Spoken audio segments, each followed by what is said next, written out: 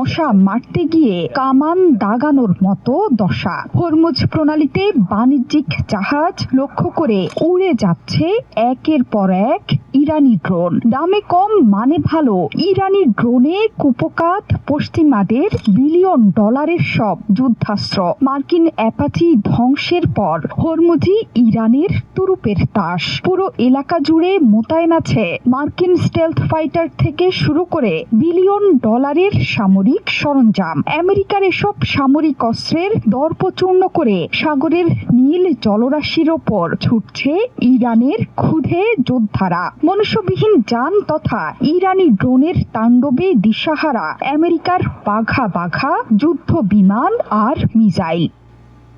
Jordan থেকে Israel, Oman থেকে Kuwait কিংবা সৌদি থেকে কাতার, সবখানে ইরানি ড্রোন শক্তির কাছে হারতে বাধ্য হয়েছে মার্কিন স্থাপনা। ইরানের সাথে যুদ্ধ করে ক্লান্ত আমেরিকা এখন চাইছে স্বস্তি। মার্কিন সামরিক বাহিনী বলছে হরমুজে কয়েক ঘন্টা ধরে ড্রোন হামলা চালিয়েছে ইরান। এগুলো মূলত আন্তর্জাতিক জলপথ দিয়ে চলাচলকারী বাণিজ্যিক জাহাজগুলোকে লক্ষ্য করে হামলা চালিয়েছে তেহরান।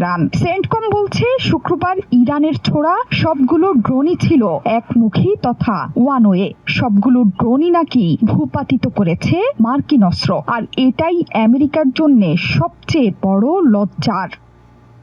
চলমান ইরান যুদ্ধে উপসাগরীয় অঞ্চল জুড়ে মোতায়েন আছে অত্যাধুনিক সব যুদ্ধ বিমান। তবে এগুলো এমন এক শত্রুর মোকাবেলা করছে যাদের বিরুদ্ধে লড়াইয়ের জন্য এসব যুদ্ধ বিমান তৈরি হয়নি। মূলত ইরান থেকে ধেয়ে আসা নিচ দিয়ে উড়ে যাওয়া অসংখ্য ড্রোন বা ড্রোনের ঝাঁক। এসব ড্রোন ধ্বংস করতেই ব্যবহৃত হচ্ছে বিলিয়ন ডলারের যুদ্ধ বিমান। ইরান আমেরিকা যুদ্ধে এখন পর্যন্ত কয়েক ডজন যুদ্ধযান হারিয়েছে আমেরিকা।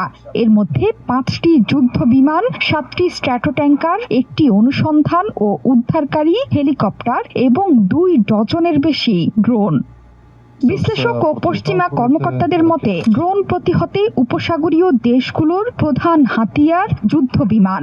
যদিও এগুলো বেশ কার্যকর প্রমাণিত হয়েছে, তবে দিন-রাত যুদ্ধ বিমান দিয়ে এই প্রতিরক্ষা ব্যবস্থা বজায় রাখা আর্থিক দিক থেকে যেমন ব্যয়বহুল, তেমনি পাইলট ও যুদ্ধ বিমানের ওপরও তৈরি হচ্ছে অতিরিক্ত চাপ। গবেষকরা বলছেন এটি কোনোভাবেই দীর্ঘমেয়াদে চালিয়ে নিতে পারবে না আমেরিকা। গবেষকদের এসব পূর্বাভাস যে সত্যি তার বড় প্রমাণ সাম্প্রতিক অ্যাপাচি ধ্বংসের ঘটনা।